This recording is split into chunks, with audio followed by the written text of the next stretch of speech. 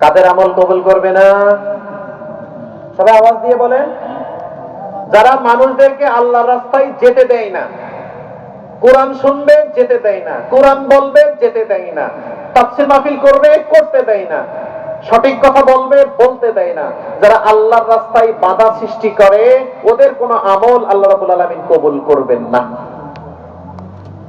আল্লাহ রাব্বুল আলামিন বলেন, ইন্নাল্লাযীনা কাফারু ওয়া সাদ্দু আন সাবিলিল্লাহি ওয়া শাক্কুর রাসূলা মিন বাদি মা তাবায়্যানা লাহুমুল হুদা লা তাবায়্যানা লাহুমুল হুদা লা ইয়াদুররুল্লাহা শাইআ ওয়া সায়ুহবিতু আ'মালাহুম।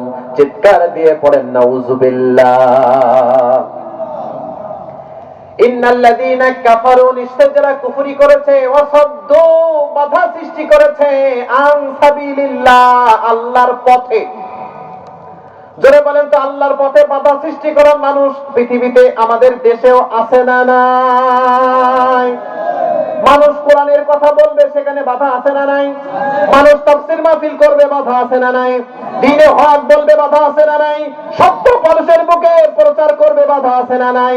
আল্লাহি, আল্লাহর কসম, যারা দ্বীনে হকের কাজে বাধা দেয়, যারা আল্লাহর কাজে বাধা দেয়, যারা ইসলামের কাজে বাধা দেয়, ওরা তাহাজ্জুদ, নামাজ, রোজা যাই করুক না কেন, আল্লাহর কাছে তাদের কোনো ইবাদত কবুল হবে না। ঠিক না ঠিক?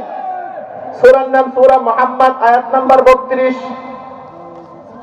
অসাদ্দু আন সাবিলিল্লাহ, যারা আল্লাহর রাস্তায় মানুষদেরকে যেতে বাধা দেয়, প্রতিবন্ধকতা সৃষ্টি করে, ছলে বলে কলে কৌশলে। ও কোরআনের কথা বলতে পারবে না, ওর এই সমস্যা সেই সমস্যা, এইটা সেইটা, 17 হাজির করে এনে পারবে না।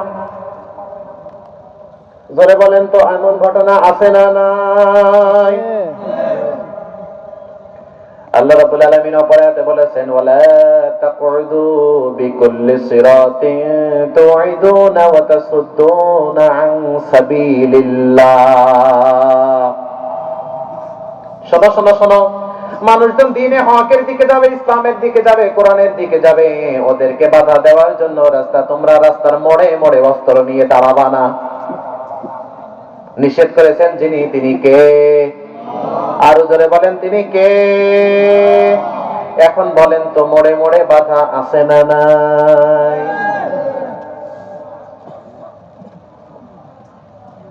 এই সকল ব্যক্তিগুলো ঈমানের সাথে কুফরি করেছে। যারা ঈমানের সাথে কুফরি করে, তাদের কোনো আমল আল্লাহ রাব্বুল আলামিন কবুল করেন না। وَمَن يَكْفُرْ بِالْإِيمَانِ فَقَدْ حَبِطَ عَمَلُهُ وَهُوَ فِي الْآخِرَةِ مِنَ الْخَاسِرِينَ। وَمَن يَكْفُرْ بِالْإِيمَانِ, ঈমানের সাথে কুফরি। ঈমানের সাথে কুফরি কি জিনিস? আল্লাহ যেটাকে না বলেছে, ওই ঈমান আনার পরেও সেটাকে হা করতে চায়। আল্লাহ যেটা হারাম করেছেন, ও সেটা জায়েজ করতে চায়। আল্লাহ যেটা জায়েজ করেছেন, ও সেটা হারাম করতে চায়। আল্লাহ যেটার মধ্যে কল্যাণ রেখেছেন, ও সেটার মধ্যে ছলে বলে কলে কৌশলে অকল্যাণ ঢোকাতে চায়। এমন কিছু মানুষ আছে না নাই? আপনারা দেখেছেন, ব্রাহ্মণবাড়িয়ার একজন বহিষ্কৃত নেতা মদের ব্যবসা করে। দেখছেন না অনেকেই? কিসের ব্যবসা করে? মদের ব্যবসা করে।